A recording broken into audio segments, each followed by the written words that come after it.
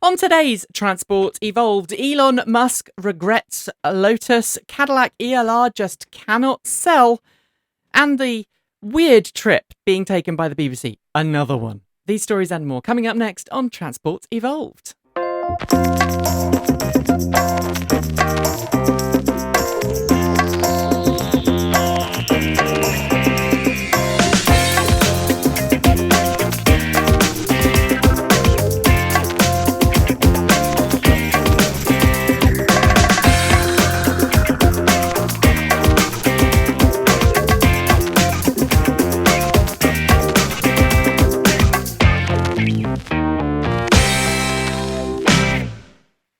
Good morning, good afternoon, good evening, and welcome to episode number 200 of Transport Evolved, recorded on May 16th, 2014. The wonderful Mr. Mark Chatterley, he's not with us today. He's not very well, unfortunately. So if I look a little tired, it's because I've been doing 2 jobs this week, and I've been to Slovakia, and stuff. But I have the wonderful Chelsea Sexton with me today. Say hello, Chelsea. Hello. You didn't say hello, Chelsea. We'll try it again. Hello, Chelsea. Hello, Chelsea. There you go. How are you today, Chelsea? I am pretty fine. How are you? Yeah. Looking forward to the weekend. It's really hot here in the UK. And by really hot, I mean I'm wearing shorts for the first time this year. You're having a heat wave, aren't you? It is a bit toasty here, yes. It's about 95 all week where I am, which is unusually warm. And half of my state is on fire. Yeah, so I was going to ask you about that. Half of your state is on fire, and then down the road from you, there's an oil spill. Those two things don't go together very well, do they? Tell us about the oil spill. It's an oil spill. I mean, it's being cleaned up, but yeah, it's 10,000 gallons last I heard. Ouch. It's a bit messy out there, yes. And is this local to you? It's further north of me in Los Angeles. It's not very far. Right. And was it just coming from local pumping stations, or is this part of a pipeline that split?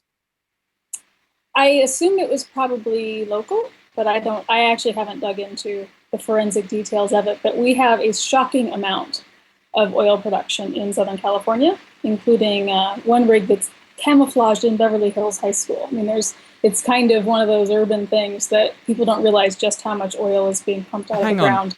Beverly Hills High School has a hidden oil derrick. Yeah, it's out in their yard. It's been there for decades, and it's this funky 70s tower styling camouflage that's on it to try to hide the fact that that's what it is. But yeah, it's one of those weird. Wow. All the articles about the weird hidden landmarks in Los Angeles, a lot of the oil stuff ends up being. I did not know that. And of course, the wildfires, as you pointed out, I know lots of people have been posting about wildfires.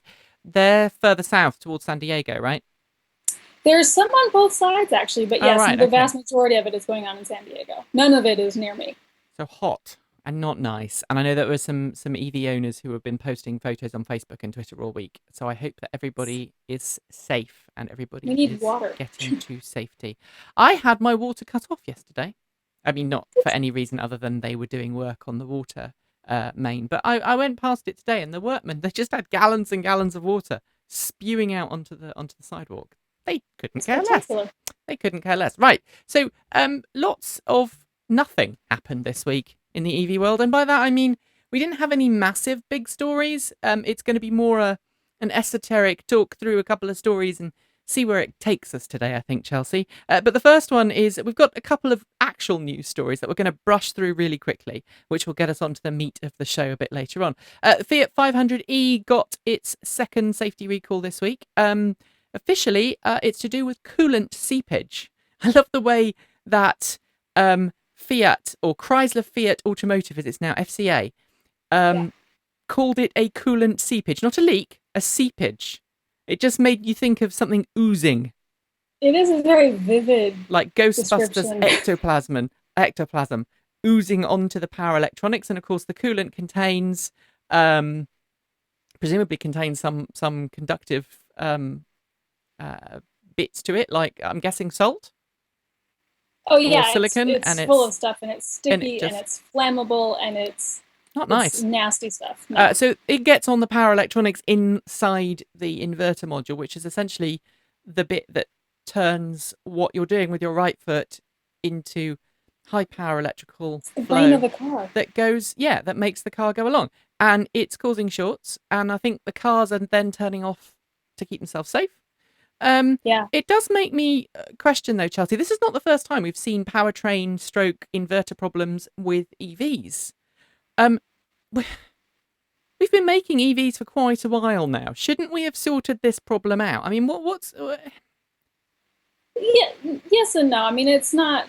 We've seen isolated stuff and always have, but nothing that's huge or endemic right, to electric cars. But back to the point, it is the brain of the car. right, And I mean, it's interesting how protective and proprietary and serious automakers are about their batteries, and that right? gets all the attention.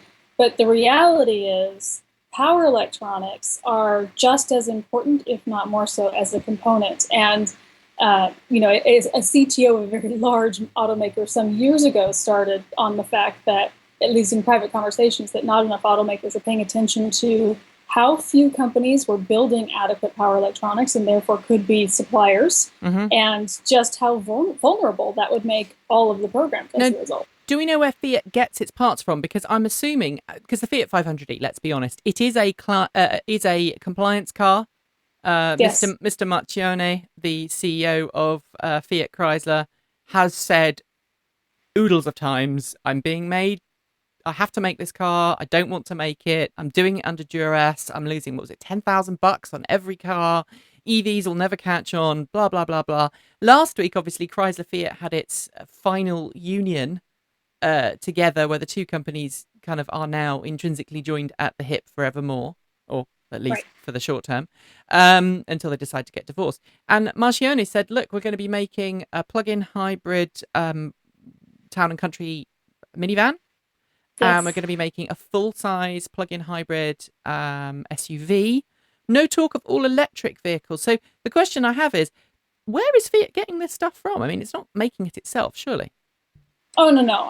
I'm sure they're outsourcing it to one of the few suppliers. I don't specifically know which one on their power electronics, although I'm sure it's out there. Mm-hmm. And he was pretty clear, even in that grand 5-year plan shindig that they did, that still doesn't see a path for electrification, and is still even doing the plug-in hybrids, which aren't due for a few years. Still really doing that for carb reasons and not so much for market reasons.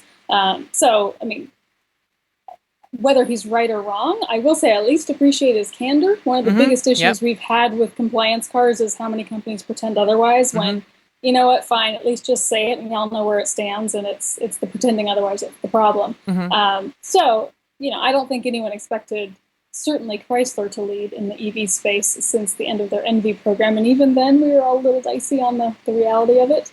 And Fiat's tiny numbers, so. The thing I really want to see from Chrysler, and I know I'm never going to, is the Dodge EV. Yeah, you're never going to. We're never going to see it, but it looked so good, didn't it? And so convincing. What year was that? 2009 we saw that? Was it 2007? It was 7, 8 back Somewhere then. like that. It was bright yellow, wasn't it? It was a Yep. topless two-seat roadster style, Yep. all electric, 186 miles range, I think, off the top of my head. And it was Well, muscle car the performance. thing never But this actually was on ran. paper. So Yeah, this was yeah. on paper. So, I mean, they could have put it out there and said it runs on unicorn poo and people would like it. So, there we go. All right, moving on though. So we've got Fiat doing its very best to obviously recall these cars and fix them, and at the same time going, we really don't want to be doing this. Can we not just, I don't know, make something else? Maybe they want to make the unicorn poo car. Chevy though, If CARB would give them credit for it, they would I'm do sure it. they would.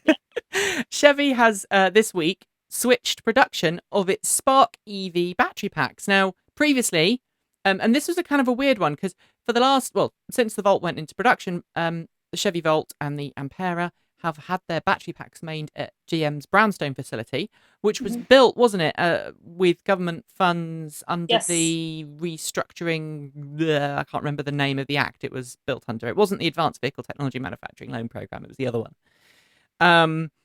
So they got stimulus funds to build the battery pack in Brownstone, and they've been building Chevy Volt battery packs there.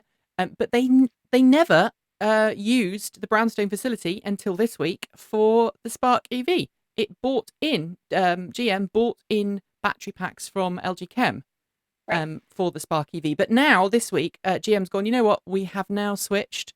The Spark EV is now going to be made, or its battery pack is going to be made in the US. Are the cars still going to be made in South Korea? Because this is a car that's kind of been around the world multiple times by the time you get to your dealer lot.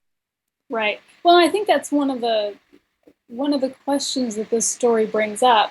The fact that they're starting to insource basically the production of the battery pack raises the question of, are they getting more serious about that program in general? And are we likely to see it in higher volumes, in broader areas, those sorts of things? I mean, for all of its commitment to the Volt, the Spark has always been a super compliance car, which GM hates to hear, but it is what it is. Yeah. But it's a good little EV. And everyone raves about it. Like them. Oh, it's really fun to drive. It's like the Fiat 500e. It's the same ballpark, you know? Oh no, it's much quicker than the 500e. It is. But this is the interesting thing. The new battery is 19 kilowatt hours. The old battery was 22 kilowatt hours, 21 kilowatt hours, something like that. Yeah. And the battery pack's got lighter. Right. So it's got smaller, but it's also got lighter. That translates to a quicker charging time, but not a lot else. No, it doesn't particularly translate to longer range or anything. Obviously, it's lighter, so you make up a little bit of efficiency, so you make it a little smaller, and you end up with the same range in the end. Yep. Which, frankly, I wish if they're starting to make these sorts of adjustments, we got to get to that at least solid 100-mile car. Yeah. I mean, it's not that much, and especially if you're making it smaller, you could, the battery pack could take, you could take that pack 100. In. I do wonder whether it's automakers going, we've done the research and nobody drives more than 20 miles a day, therefore that's all we need, or whether it's a financial problem, or if it's just we don't want this car to compete with X, Y, and Z. I think the last one is, I think it gives them too much credit, to be honest. Okay. I don't think it's a financial thing. Look, we're talking a few kilowatt hours here. We're not talking a huge amount, so it's not a price issue. It's $1,000 or something difference. Maybe a little more if you count packaging and whatnot, but it's not insurmountable on cost. I think it comes down to not understanding the market, and this is not unique to GM, but we have scads of various types of customer research that has never entirely correlated with actual experience. And I mean, you can do all day long. Yes, it's 20 miles, it's 40 miles, it's the average driving is not that far, but there is absolutely a psychological inflection point that starts and relies on 100 miles. Yep, it does. That 100 to 120-ish is the sweet spot of where you need to be as a minimum. And we've known that for 20 years. We've known it since having multiple versions of EV1 and being able to see where people landed on it, as well as the other vehicles in that generation. But for some reason... 120 miles at highway speeds is about the length of time most people, certainly in the UK, will feel comfortable driving before they need a wee. Right. It's like people have said. Right. But it's not that they even do. It's the knowing that they can. That's the crucial factor. Yeah. It's that. Yes, exactly. All right. Moving on. Missouri was considering an anti-Tesla law last week, and in fact. Now, I'm going to try and get this the right way round.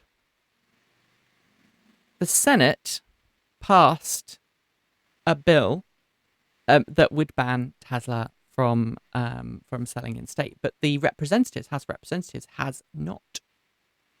The session ends today at 6 p.m. local time in Missouri, which is what?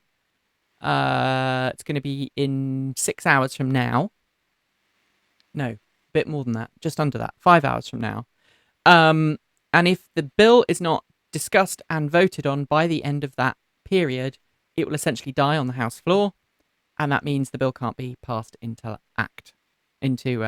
law by the governor, because both the House, Senate, and the House of Representatives have to pass it into law. And I did get it the right way around. That's what I was just checking. Missouri Senate actually passed a bill last week, but the interesting thing here is that the majority leader of the House said he didn't really want to discuss it. He didn't have any plans to bring it up. John DHL said he wasn't going to do it and he was just going to let it die on the floor. Do we think that it will come up again in Missouri? Ever? Maybe. But it does seem to be a foregone conclusion it's not going to happen today. Yep. Which is good news because, people in Missouri want to buy Teslas less like anybody else. So it's going to be interesting to see if there are any other states. Do we think when the new sessions open, we're going to see another rash of anti-Tesla sentiment, or do you think auto dealer associations have got to the point now where they're just going, you know what? Oh, no, I think we're going to keep on seeing this for a while. And the reality is most of these dealer associations don't give a rip about Tesla.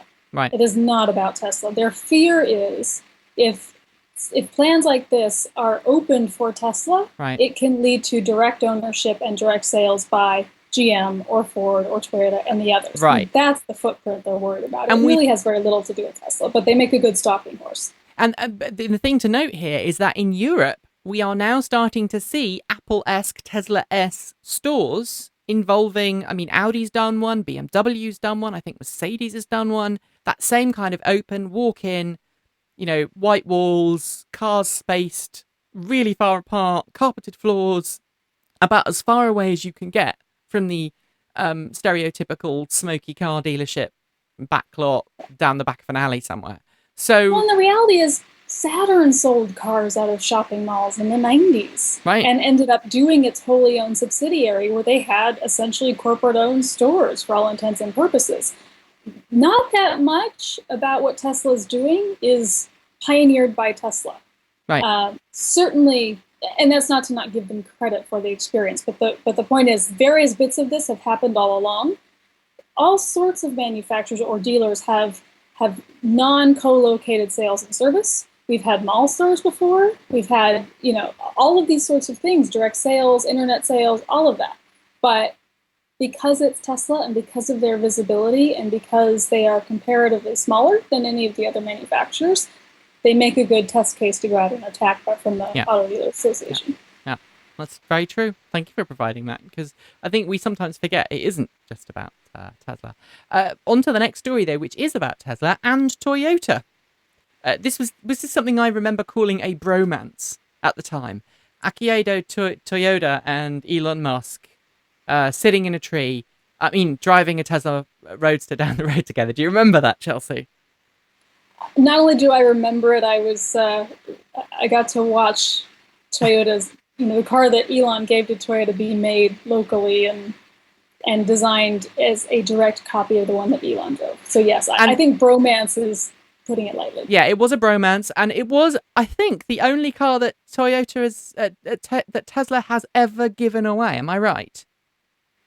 I have no idea. I think it was the only car. I seem to recall that Tesla has a policy of not giving cars away, and it did give one to Toyota. Obviously, his company did invest $50 million. I don't think gave away $50 million in the company. So gave is probably not the right word. But let's turn the clocks back. Tesla was invested in by Toyota. Toyota threw Tesla a life jacket, just the same way that Daimler had thrown Tesla a life jacket a year or so earlier. And Toyota said, will you make us electric drivetrains for our RAV4 EV? We've got to make one. We're being forced to make one. We don't really want to do it ourselves. Will you do it for us? And Tesla agreed. That deal has now pretty much come to an end now, because there's only going to be 2,600 cars made. And that's because of zero emission mandates in California, right, Chelsea? Yes.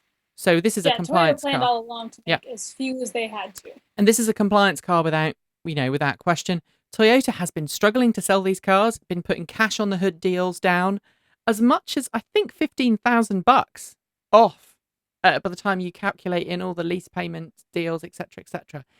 It needs to sell them by September 2015, is it, Chelsea?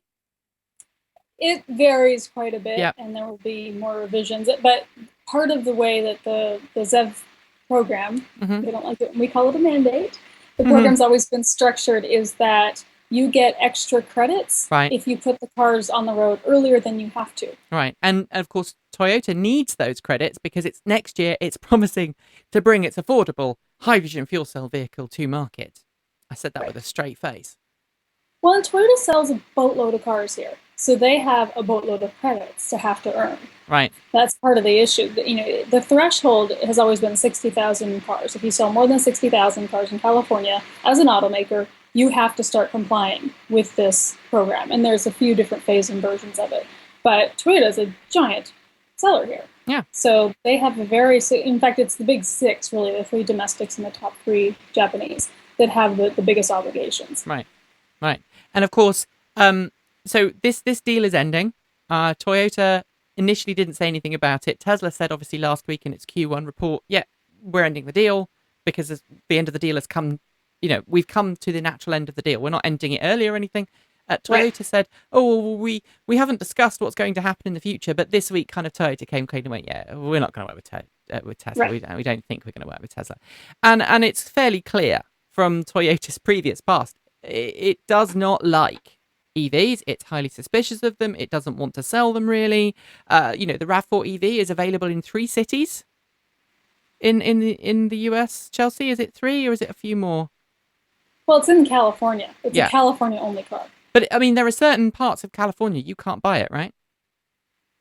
I don't know that for sure. I know people who have gotten them in various portions of the country, so it's. I think it's a case of there are dealers in certain areas, and if you want one somewhere else in California, you have to do a bit of driving, I assume, to get one. Well, that's likely how it has worked out, because there are pockets of California that are always bigger EV markets, and obviously dealers can choose to carry a certain model or not. So I don't doubt that certain dealers have said, look, this is so low volume, I don't want to be bothered with this whole EV thing.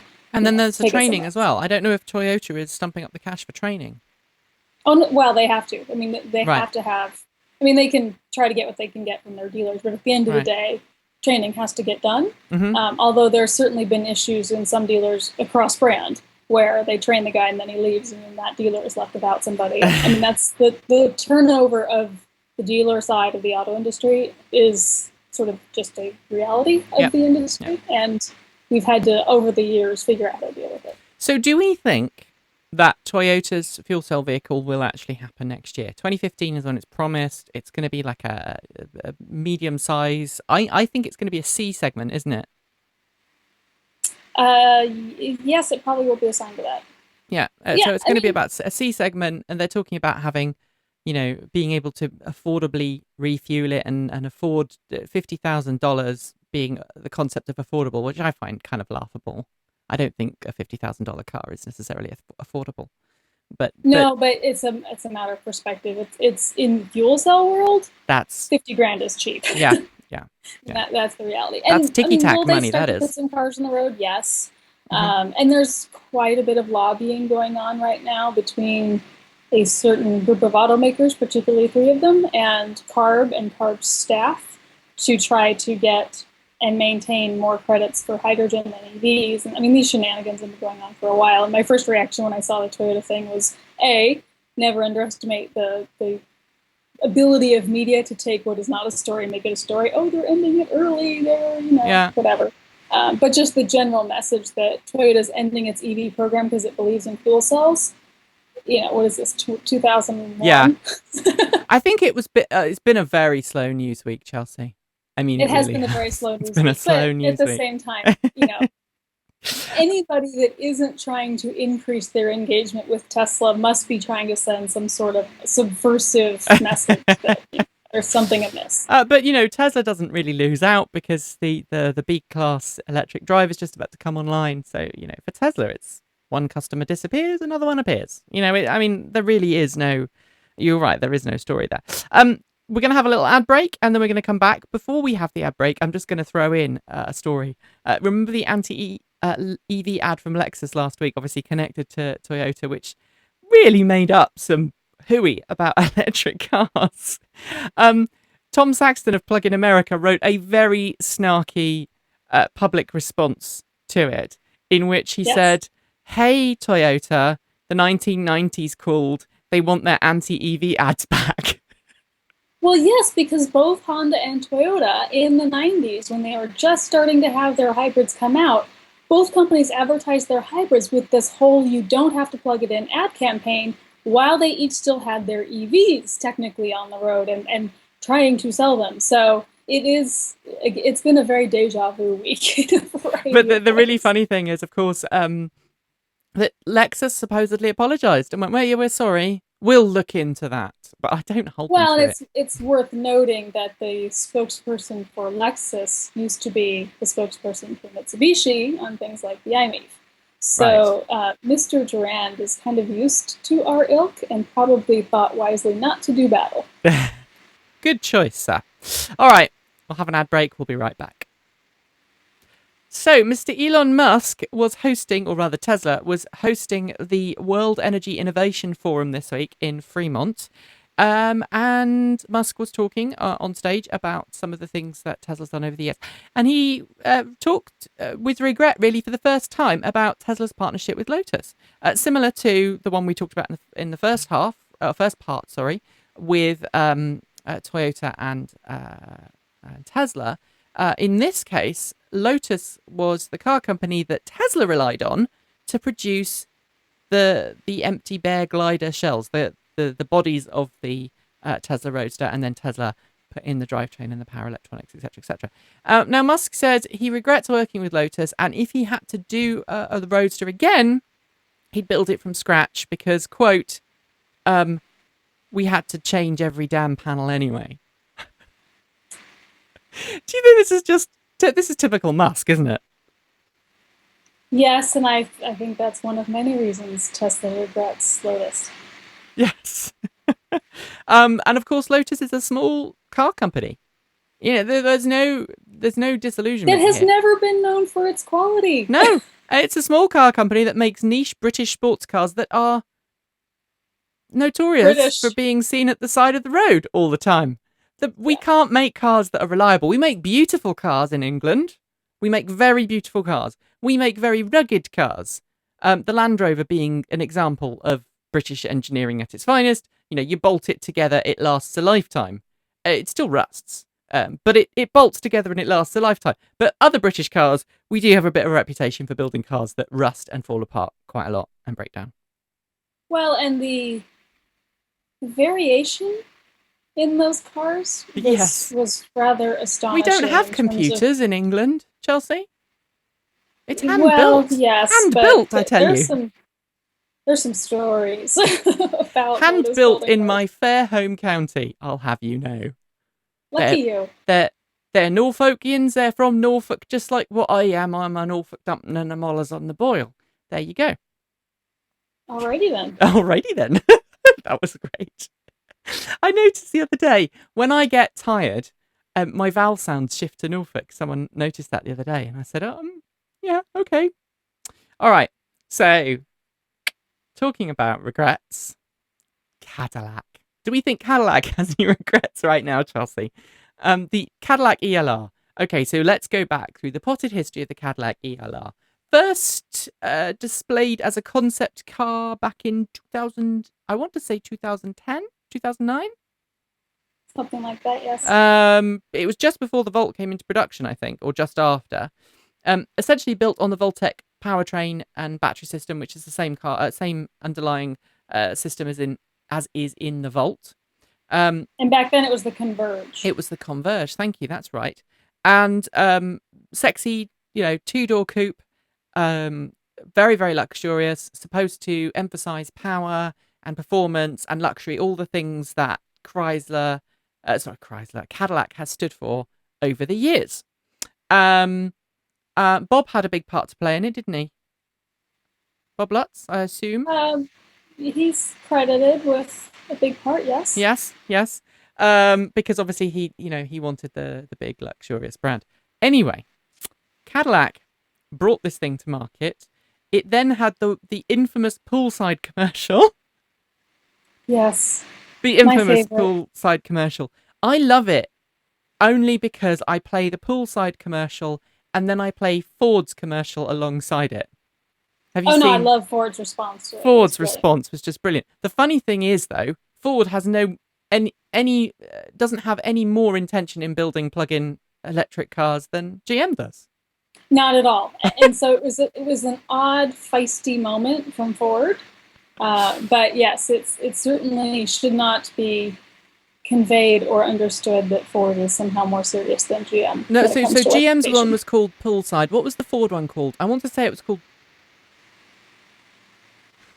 I'm sure someone I will don't find it remember. out. But it was really, really, really funny, and it was for the C-Max Energy. Anyway, Cadillac ELR, $75,000. You essentially get a Volt in makeup. Although John Volker has told me on several occasions it is not just a Volt.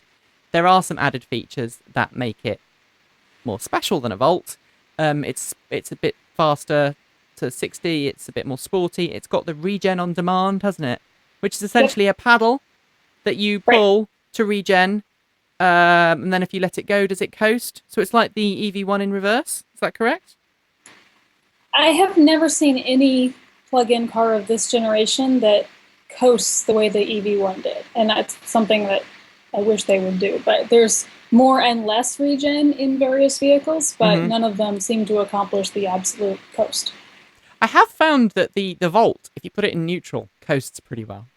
Well, and kind of funny when I had that Volt for a few months, I had this conversation repeatedly with various GM engineers, and that was kind of their response of just stick it in neutral. And about a month into having that Volt, the shifter broke. Kind of went, I don't Don't think this tell is the me advice that. you should be doing. No, the shifter cracks. Oh gosh. So I did that pretty quickly with the shifting. And I mean, it's not like a regular stick driving, so it Yeah. takes some effort to shift. It's not the best experience No. for the customer to And have to and deal I with it that I way. want somebody to actually retrofit a glide button on the Volt which shifts it into neutral for me.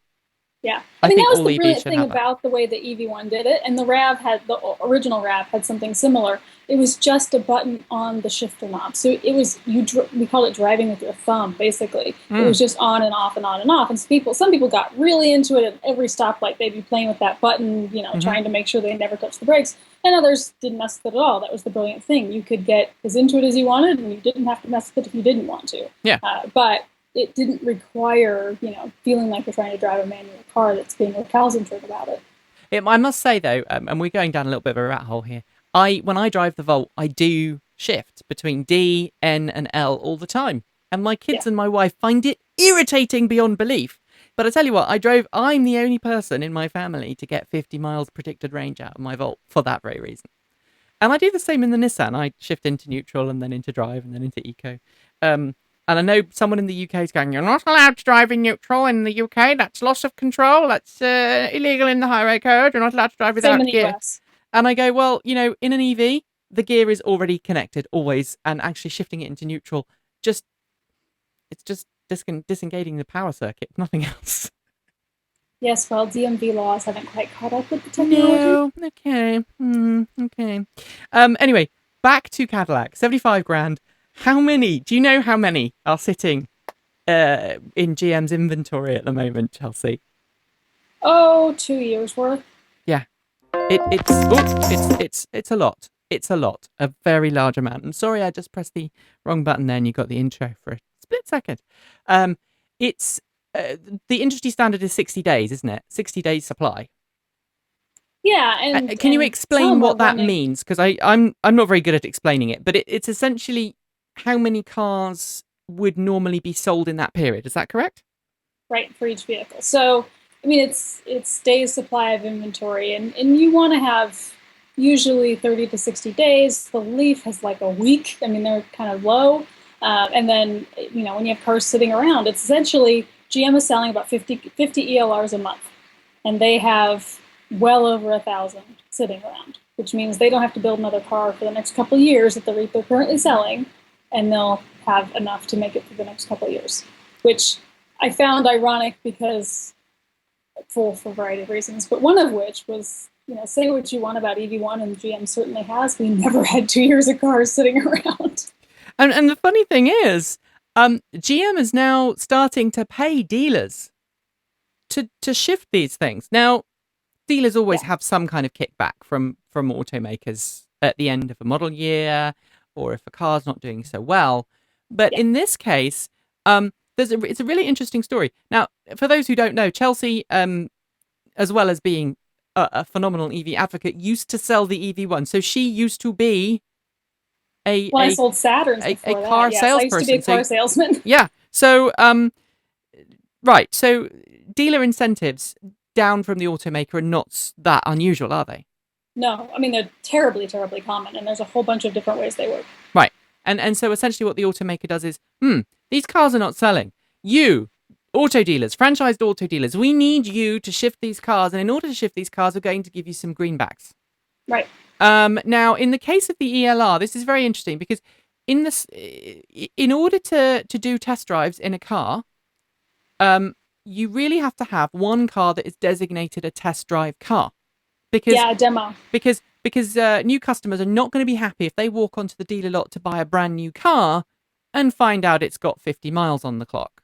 They want to buy a virgin car that's not been driven, it's only been driven off the back of the transporter into the workshop and then off the lot. That's all they want.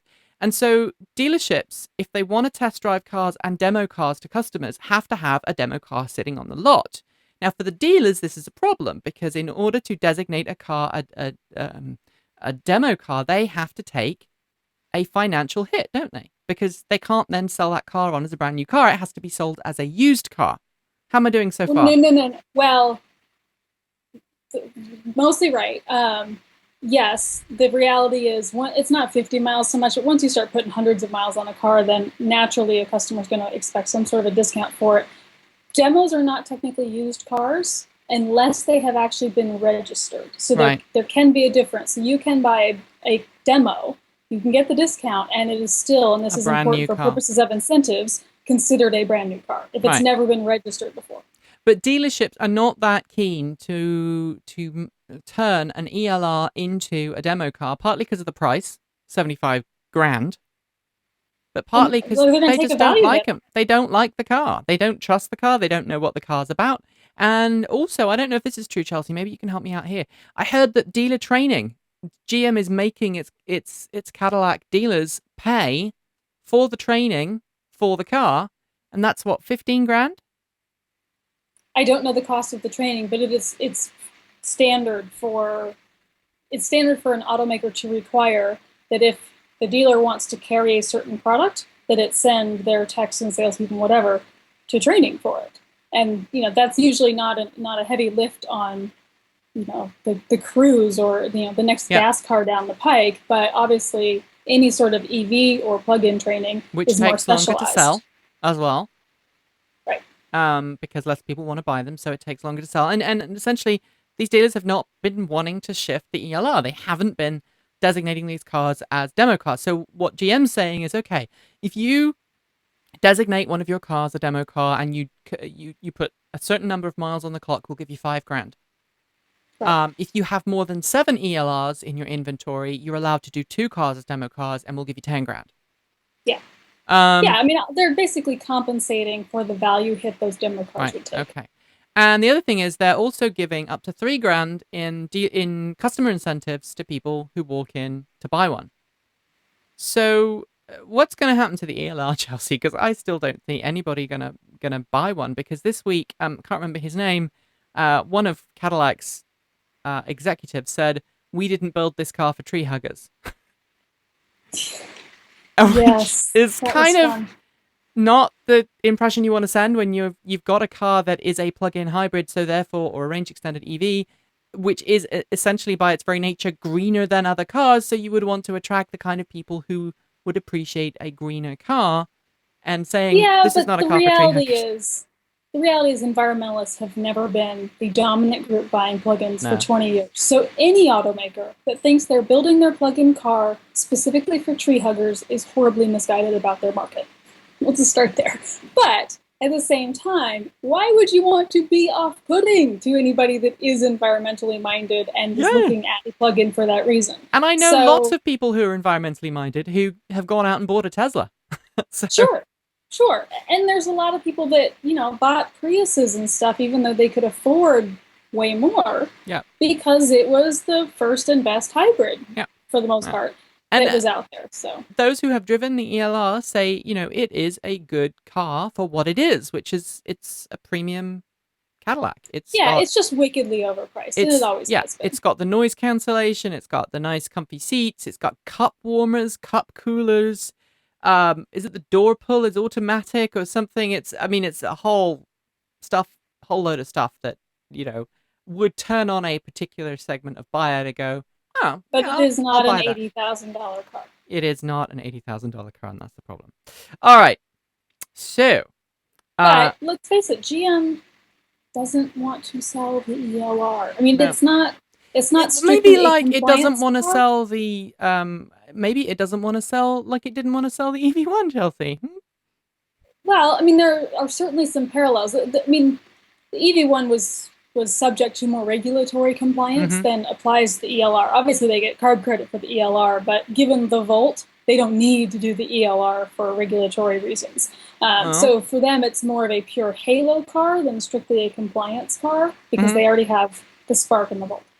But that doesn't mean that they want to sell tons of them, or frankly, that if they did sell tons of them, they'd want to be compelled to make more than they're currently making.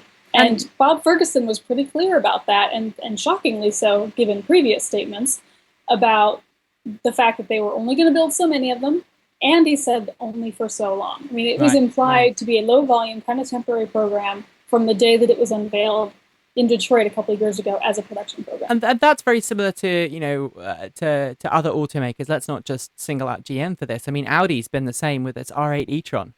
There's a car that Audi said, yeah, we're bringing this to production, but if you want it, you have to order it custom built from the factory, and we'll make it for you. Yeah, I mean, which is understandable, frankly, given the cost absolutely. Of the e-tron. And look, Tesla started that way too. Yeah, it's not like they have inventory sitting around. They are still a build-to-order model. And they still do. Right, as I said, they still are a build-to-order. So, it's not unreasonable with vehicles, especially at that level, and especially with automakers that are just dipping their toes in the water at that level, to kind of want to go, all right, we'll think about doing this, but we're not going to build crap loads of them and have them sitting on lawns. Let's stick with GM for a bit. And we haven't got this in the show notes, but I do want to talk about it with you. We talked about this a bit in the pre-show. GM really isn't pushing the Volt right now. Nissan is pulling away from GM in terms of sales figures for the Leaf versus the Volt. I mean, they are different cars. They're in a different market. And we've kind of got into this false situation in the EV world, in quote marks, where we compare anything with a plug to anything else with a plug, and it's not how it really should be. But the Volt is not selling as well. It's kind of stagnated a bit. And we've been talking, I've been talking with various people this week about why that is. And we heard from Brad Horton, who is obviously a regular on the show. He got something through his mailbox, which was from Chevy, from GM. Right. And it didn't have the Volt on it. Now, you've just had some of those come through as well, haven't you, mail-outs? Yes, because once you're on a GM list, you're on a GM list forever. So in the last couple weeks, I've gotten 4 of these little bad boys. And they're basically dealer mailings. They all come from Milwaukee. They're all ordered from a centralized source. But they're the lineup of Chevy. And is the Volt on there? No Volt. No Volt. Why is that? What do you think the company is trying to say with this? It's hard to assign motivation to something like this, but some of it can be dealer feedback, and certainly I expect this is a national mailing, and obviously the Volt sells better in some places than others, so there may have been a thought that we're not going to give up real estate on our brochure for a car that doesn't sell as well in Poughkeepsie.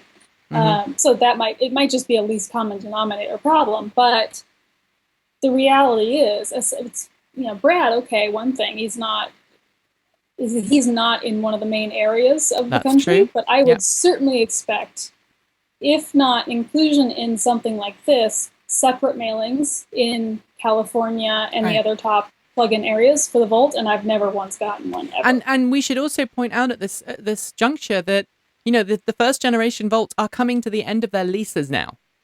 A lot of them.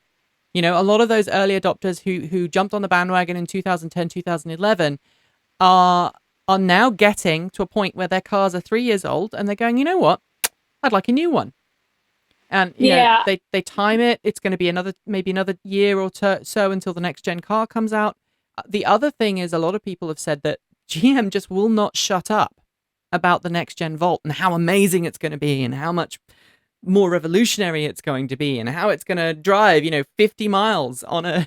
I mean, see, I don't see that at all. I have not seen very much about the next gen Volt, and certainly there's a obvious thought, but I've heard it directly from GM folks that they are specifically not saying that much about the next gen Volt because they don't want to jeopardize sales of this one, which is the same thing for any next gen Leaf or anything else. It's not unique to GM, but their current Volt owners are not their issue. They are the happiest people on the planet, and by and large, once somebody gets a plug, they don't go back. So could some of those people end up going pure EV?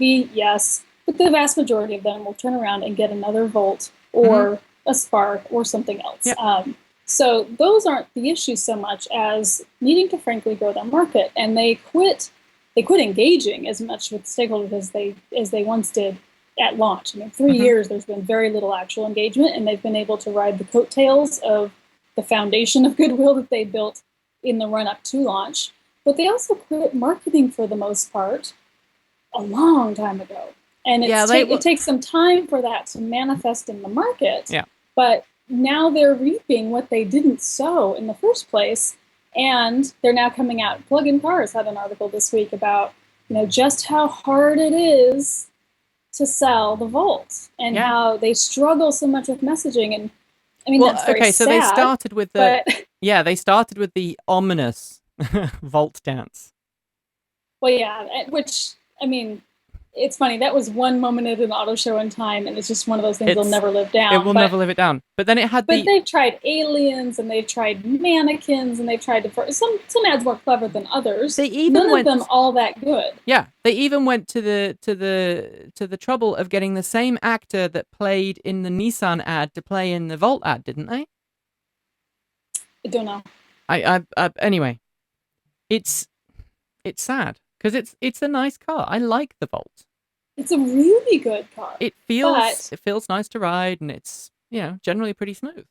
It's a better car than it gets credit for, in part because it's GM, and GM has EV baggage and bailout baggage and a variety of things. So it's kind of understandable, but it needs more consistent support than it has gotten.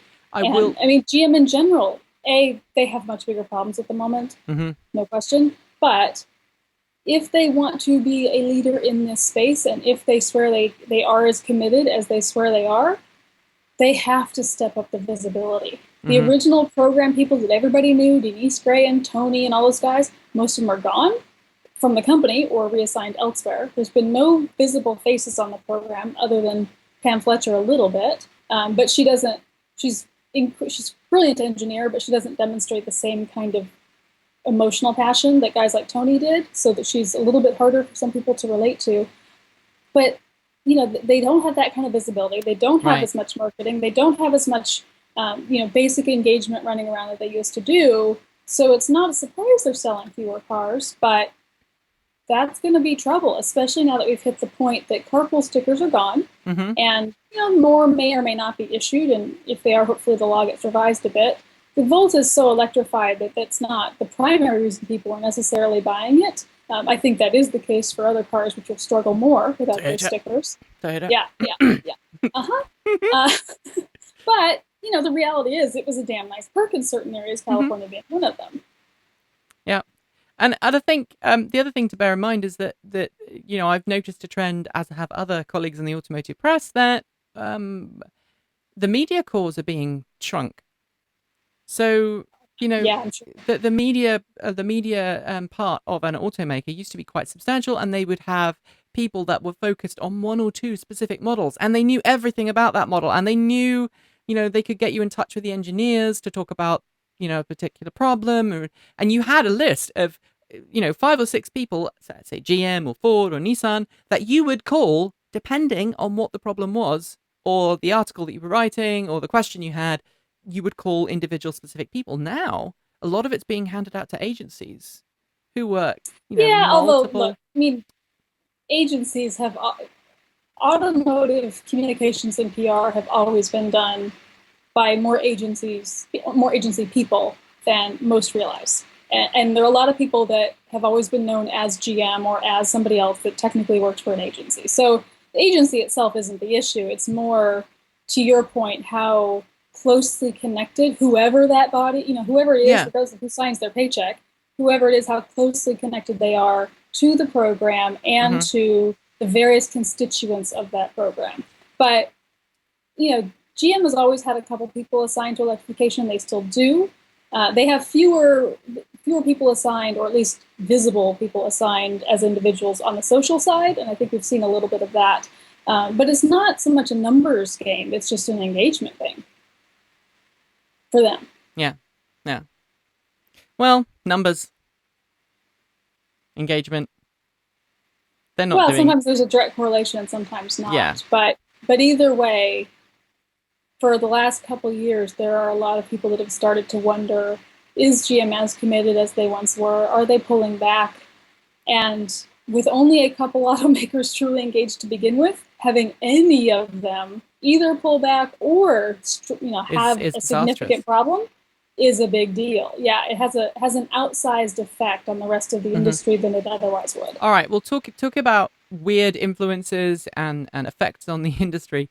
This is the wacky news story of the week. Just one? Yeah, I mean, this is the really totally wacky story of the week. Okay, Tesla has made a name for itself by producing the Model S and before that the Roadster.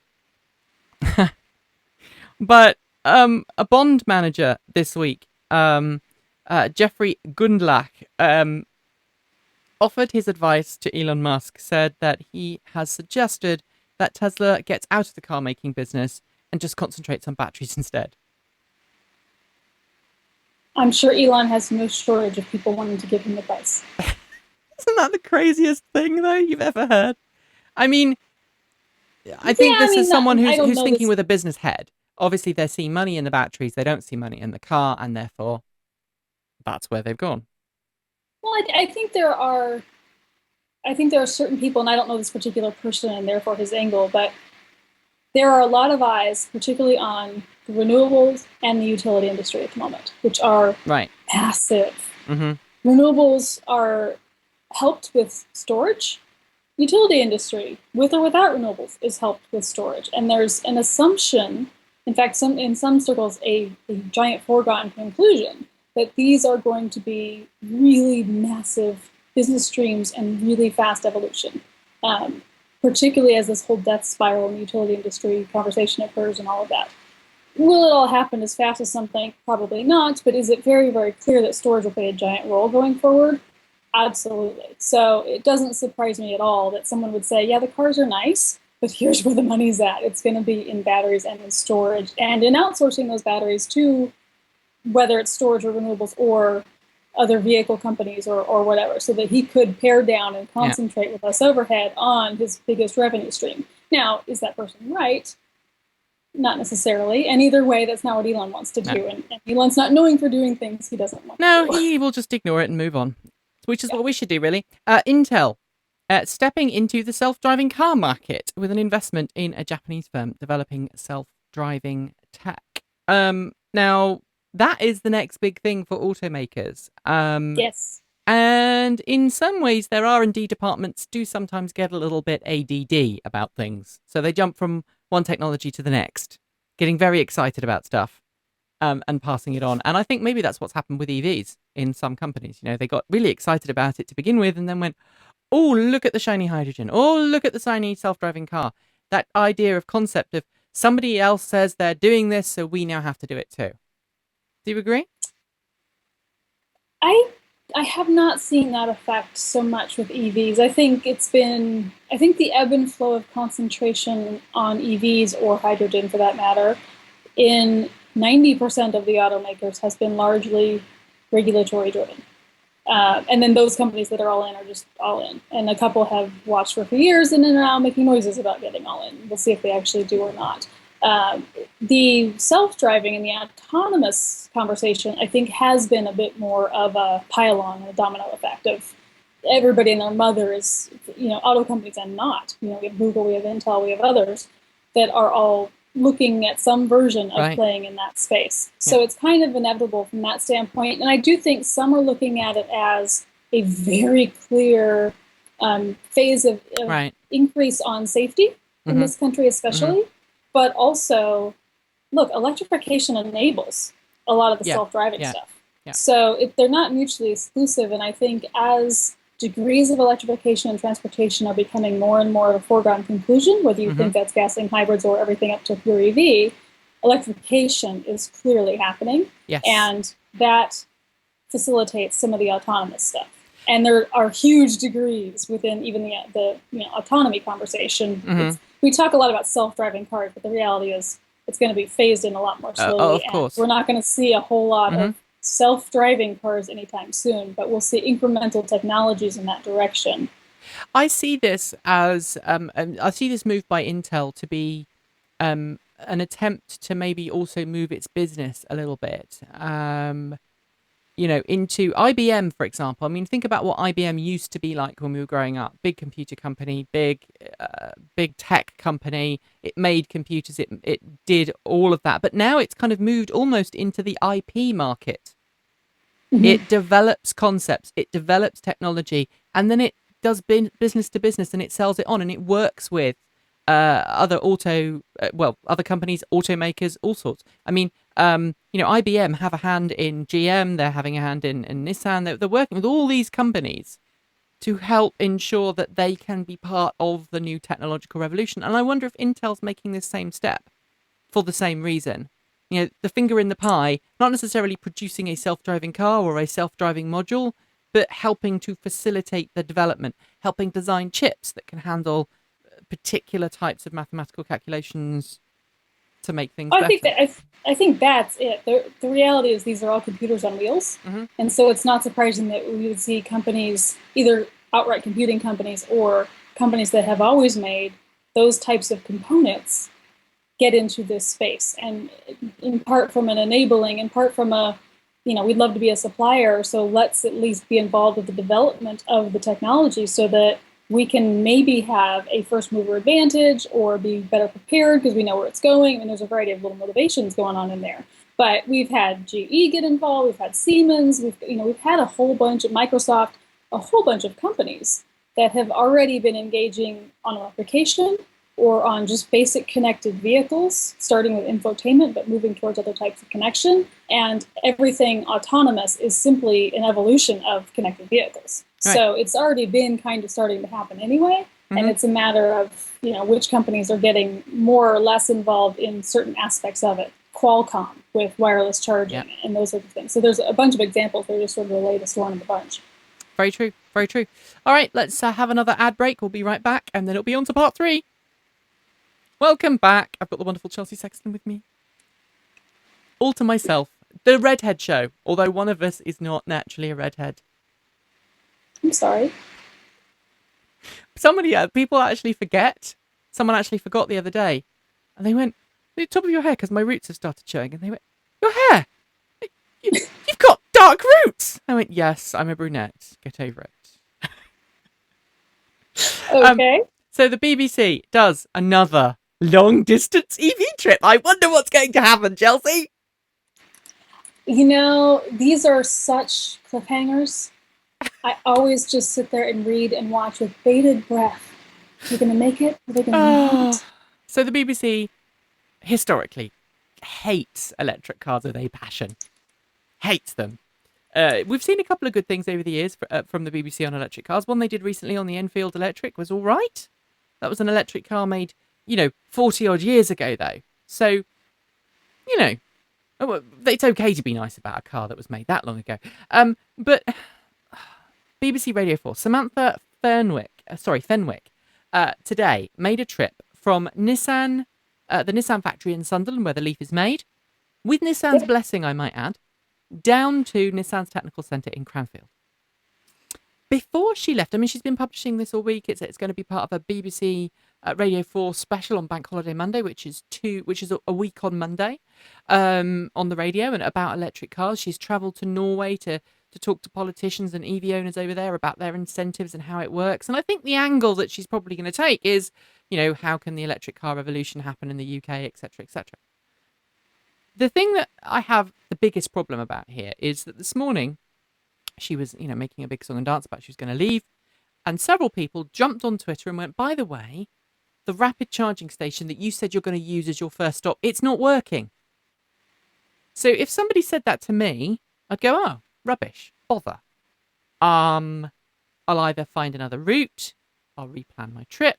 But what I wouldn't do is drive down to the charging station and expect it to miraculously fix itself by the time I arrived. Right. And of course, that's what she did. She drove down.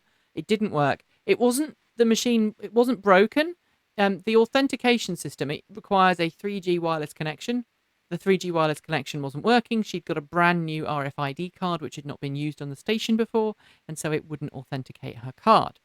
Now, how these machines work is, and I don't know if people know that, but the quick chargers and charging stations in general store a local cache of card information. So if you've used your particular charge card on the unit before and it's let you, even if the cell phone network goes down, you can still use that card as long as the post remembers you. Of course, she's doing it for the first time, so she didn't have any connection. She just sat there for an hour and 35 minutes until somebody came and rescued her with an RFID card that worked. Now, I've looked on the maps for that area, and there's hundreds, well, not hundreds, there's a good 40 charging stations within a fairly easy distance from there. So unless she arrived completely empty, which I advocate against anyway, this is all just a bit of show, isn't it, Chelsea? This is... Yeah, I mean, it's not the best story for sure. I don't know if there's more to the story. Like, if she was in connection with Nissan, did somebody say, oh no, it's fine, just go down? I mean, was she somehow given advice to try this anyway? Because you're right, once you're told that the one you're counting on isn't working, why would you go there anyway? And of course, being an EV newbie, does she know about the apps you can find at the charging station, so on and so forth? At a minimum, the fact that Nissan was involved suggests that, and Ecotricity they as well, should have been in better. Well, whomever who control the charging station should have been in better communication with her anyway in terms of guidance. And what's interesting is this is also a neat story about how community-oriented this technology is. So it could have just as easily been, hey, I was going to use this charger, but the community came out and sort of rescued me and warned me against it and sort of told me that this wasn't going to work, and I was able to find a different one. Yeah. My trip was saved by these other EV drivers who they go so out of their way to try to help. Well, interestingly, interestingly, since she made her last post, which said, "We are charging, saved by a fellow EV driver, #rescued," and 6 hours ago, she hasn't said anything since. Which kind of is quite ominous, because she kind of gone into radio silence. She's retweeted a couple of other things from people, but she's not said where I am or how I'm getting on. She'd got this public schedule that she'd listed. This is where I'm going to be at this time, and this is where we're going to be at this time. And it all went a bit, as we say in the UK, Pete Tong. Now, I know, and I know that you are not a fan of long-distance EV trips. I'm not, frankly, a fan of long-distance EV trips because of the added hassle of charging. However, in a few weeks' time, a week and a half's time, I'm driving from Bristol to Stuttgart in Germany in my Nissan Leaf, charging along the way. And I've had to sit down and make this mind-blowingly complex spreadsheet of, this is the distance from this point to this point. This is where the charging station is. These are the other charging stations in the area. Should I need to, in an emergency, use them? This is how long I'm going to take to get from this point to this point by Google Maps. This is how long I think I'm going to need to charge. Based on my own experiences as an owner, I've not just kind of picked some arbitrary figure. And I've even added a 15 or 20% contingency plan. So I've taken my timings and then added 20% to those timings. So, and I'm stopping every 50 miles when I know that I can achieve 60 or 70 miles in the car under normal conditions. So I'm giving myself an easy time. And it's not going to be an easy trip. I anticipate at least one of the rapid chargers to be broken. I expect to have to go and find charging elsewhere. I have to think on my feet and be resilient. But I am choosing to do this trip because I want to go and cover this EV event. And you have to have an EV to do it. So I need to get an EV there, so my EV has to go. But I'm not making a big song and dance about this being an EV trip. I'm making this about the journey, about the travel, rather than look how far an EV can go. And I think maybe that's the difference here. People are looking at EVs going, oh, rapid charging, we can charge really, really quickly and we can go from point A to point B. But the reality is, EVs are designed for short distance trips, aren't they? Yeah, and that's I'm fine with road trips. I'm fine with people doing road trips. What I don't like are the very public attempts to try to do road trips, especially in the 100-mile cars, the 80-mile cars, to prove something about EVs. I mean, the extent to which these have been done to prove that EVs are just as viable as gas cars or can do road trips just like gas cars, that's where we fall short. If you want to do it on your own as a novelty, tear it up. No issue there whatsoever. Have a good time. But, you know, EVs, today's EVs are still microwaves of driving. They're still something you use every day, but they're not road trip cars the same way that you wouldn't cook your holiday turkey in a microwave. It's just not what it's meant for. And I think as advocates, we have to be really careful in our expectation setting and our perspectives with respect to conveying what today's sub-Tesla EVs, and we can even argue whether Tesla's truly road trip car, but fine, I'll accept it's a whole lot easier in a Tesla than is in a Leaf. You know, so especially with the Leaf and the iMeave and some of these other ones, you know, really, why would you support the idea of a road trip, especially if you're one of the manufacturers involved? It's one thing to say, yes, we're building out this network, we're enabling longer trips in the process, but, and certainly any media should automatically have their hands held to the extent they're willing to do it. Obviously, you're not going to change the fact that some journalists will go out and do what they're going to do. And try and broader it. And that's fine. Right, and that is what it is, and that's just part of what goes along with all of this. But I think we unwittingly end up playing a role too as enthusiasts with some of our own comments, and we have to be more careful. And I think the other thing is to bear in mind that rapid charging is not necessarily intended to get you from one side of a country to another. It's intended to get you for it's essentially. I always think of rapid charging. And again, I know I don't always drive in this way. I know I do make trips across the country, but I know it comes with the caveats and I accept those and I take those on. But the concept of, you know, if I want to go to London in a hurry, I take the Volt. Period. Right. You know, and I suck it up. Yes, I'm burning gasoline. I'm sorry. If I want to take the Leaf for a particular reason, I will take the Leaf. But I accept that somewhere along the way, I might run into a problem. There might be an issue. And at the moment, it is still very, very early on. Let's move on to the next topic, though, which revolves around these rapid chargers, because I was over in Slovakia on Tuesday and Wednesday this week. Sorry, it's been a very long week. And I witnessed the launch of a new quick charge rapid network over there, specifically for the Leaf, but other CHAdeMO-capable cars. And they had this big song and dance, 10 Nissan Leafs, all logoed up, and they drove across the country from Bratislava in the west all the way over to the eastern end of Slovakia, which is kind of sausage-shaped. I hope I don't offend any Slovaks by saying that. But on that trip, they were putting the charging network under incredible strain. You know, 10 Nissan Leafs, one after the other, rapid, and the inevitable happened. And they had the press with them.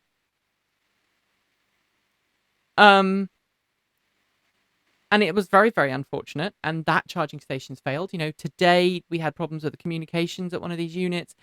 We've seen 2 or 3 rapid chargers go down locally to me this week with the same kind of problems that they had previously that Nissan and various other people had said were fixed, and now they're broken again. What is it with these rapid charge stations? It's not just the UK and Europe. I've heard of people in the States having problems too. Broken handles, broken catchers, broken this, broken that, miscommunication, you know, cars throwing up errors. The excuse that this is bleeding edge technology really can't be used anymore, can it, Chelsea?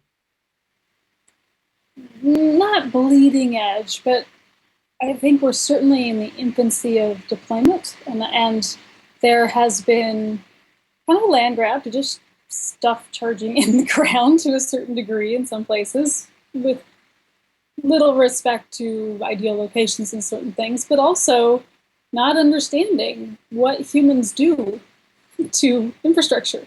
So, you know, some of it is just the complexity and layers of communication system and this charger with this car, and some work better than others and that kind of thing. And some of it's, you know, if you don't have enough, if you know, in the infancy of deploying chargers, the ones that are there are going to get more use than they might otherwise have. So the duty cycle is increased for some chargers compared to what might otherwise be expected. And there's the shit happens factor, so to speak. I mean, things break, and we're seeing firsthand which connectors are more rugged than others, which suppliers produce better quality than others, and there's a bit of a shakeout going on. And some of it is super frustrating, and we can kind of sit there and go, yeah, we should have figured this out a few years ago, and we totally should have. I mean, to some degree, there's no objective excuse, but the reality is this is the infrastructure we have. And especially for those that are in tune with the community and communicate with each other, it's just like whether there's enough chargers in the right places. We have to temper our expectations based on some reality. So what does it look like in an ideal world? There'd be the right chargers in the right place all the time and magic, reservation systems and everything, and you'd never show up to one and not be able to use it. That's not the reality. And given current infrastructure, and especially where it's free, and especially where there's other factors involved, right. We have to be careful about expecting it to be perfect out of the gate. Yes. And going off the deep end when it's not. There absolutely are frustrating situations, and some that are unforgivable. But we have to take a breath and keep in mind how rarely most EV drivers are dependent to the degree of being stranded or not, right, based on any particular charge. Yeah, and I know people... Are we all enthusiasts and trying to do fun things with them, and we sometimes get ourselves into our own trouble? Yes. Mm-hmm. But that, again, is different. Doing something for novelty and sport is different than something that truly reflects on the viability of this technology on a day-to-day basis. And the majority of people who drive. Because I think now we have to acknowledge one very simple fact, and I don't think we've talked about this before, but I'm just going to say it anyway. There are two types of EV owners. People who own electric cars, and people who live, breathe, and sleep electric cars, and they're part of the forums and the fandom and the online community and the advocacy and whatever. There's two different layers. I know people personally who drive an EV who, for them, the idea of turning up at an EV meetup, why would I want to stand in a car park and talk to all these people about cars? I have no interest in cars at all. I own this electric vehicle because it's quiet, it's fun, it's fast, it saves me money. Period. Right. It gets me to work. It gets me back home again. I never go on the motorway and rapid charge. I bumped into someone the other day in a coffee shop. They came up and just started talking to me, and it took me a while to realise that they were wanting to talk to me about EVs because I didn't know who they are, but they knew who I was, and they started talking about Nissan Leafs and rapid charging, and I was thinking, how do you know who I am? And then they said, oh, so you're driving all the way to Germany? I was like, yes, yeah. Well, how are you going to do that then? Well, rapid chargers on the motorway. Oh, do we have rapid chargers in the UK? They didn't even know that we had rapid chargers locally. And they really didn't care because they had two cars. One was an electric car and one was a petrol car. They used their petrol car for long distances. They used their Nissan Leaf around town. And that's how a lot of EV owners are. And more people like them will be coming. And it's something that those of us who are fanatical, the people who watch the shows, who listen to this, who come religiously every week and watch Transport Evolved or go to the meetups or maybe blog or take photos or advocate, we need to remember that. And right. We're the vocal ones of, right. We are a vocal minority of an ever-growing group, and we need to remember those who aren't vocal. Does that make sense?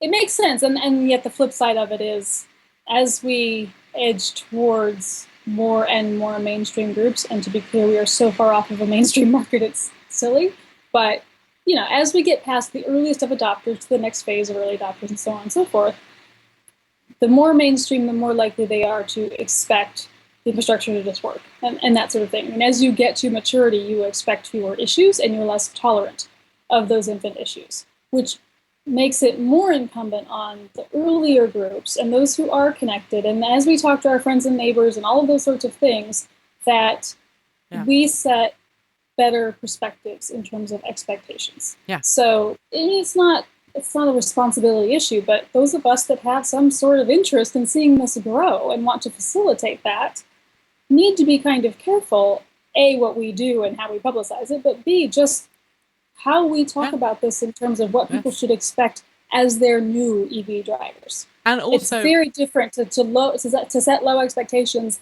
let people get their feet wet, let them get used to driving EV, let them have an enjoyable experience doing so, and then learn the nuances of how to get more out of the car and how to stretch your range and all these things. And interestingly, I had a very similar conversation with someone the other day. I was at dog training with my dogs, and it was a nice day. And where the current dog training place is, there is a large car park. And so, once everybody's parked their cars up, you can actually walk the dogs around the car park and work with them outside.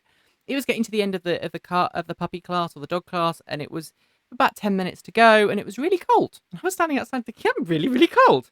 I should preheat my car. So I got my key fob out of my pocket. I had the Volt. I pressed the button that makes the car the heater, the preheat, come on. And the woman standing next to the car went, "Your car's making a what? Why is your car started making a weird noise?" I said, "Oh, it's just preheating." Wow! Your car can turn itself on and heat it up. And I was like, "Yeah, it's just one of the features of the car." I didn't mention the fact it was electric once. She was just completely taken aback by this concept of, because I think I just said something like, "Yeah, I never have to scrape ice. I use this in the winter so I don't have to scrape ice." And she was completely sold on that one feature. Right. It couldn't care if you put moo juice in it. It would still be a cool car because you didn't have to scrape the ice in the winter. Talking about evangelizing, let's move on to our last story. Do you read the oatmeal, Chelsea? Yes. Yes. What's your favourite oatmeal? Oh, I don't know. But there's a bunch of them. It's an hysterical comic. It's brilliant. So sarcastic, wicked sense of humor. Yes, and he's a Gen Xer as well. So it's totally in our age bracket. Well known webcomic, probably one of the most successful webcomics on the internet. The Oatmeal this week covered the Tesla Model S. Obviously, its artist, Mr. Inman, is a Tesla fan. He's the guy behind the campaign to try and have the Tesla Museum, isn't he? The Nikola Tesla Museum. And he managed to get some money from Elon Musk, or at least Elon Musk had promised that he would help support that project.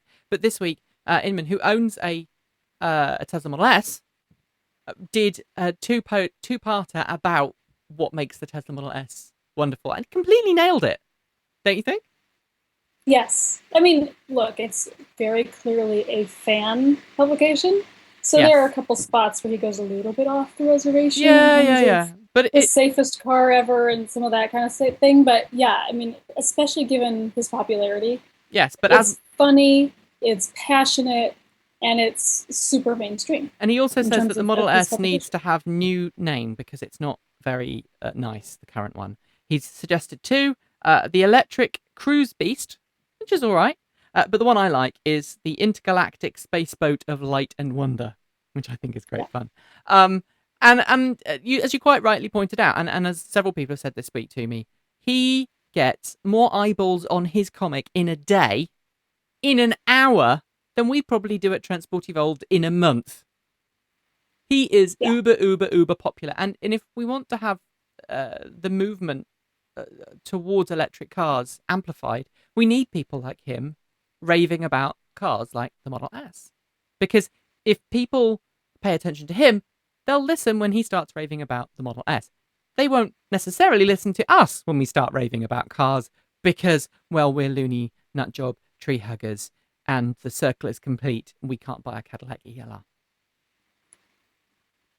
That really is it for today's show. Thank you very much, Chelsea, for joining us. Mark, if you're watching, I hope you get better soon. We'll be back next week at the usual time, sort of sometime between 5 and 6 p.m. British summertime. It's a bit vague because I have childcare duties, and it depends whether I get off those childcare duties early as to whether I start the show early, because it's getting late in the evening now and I've got to go and have some supper.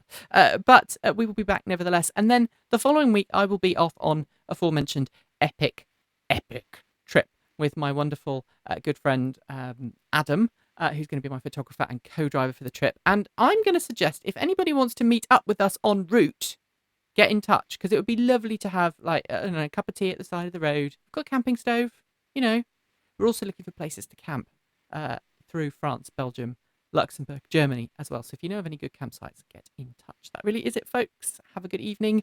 Have a good weekend. And as always, don't forget to plug in. See you soon. Take care. Bye.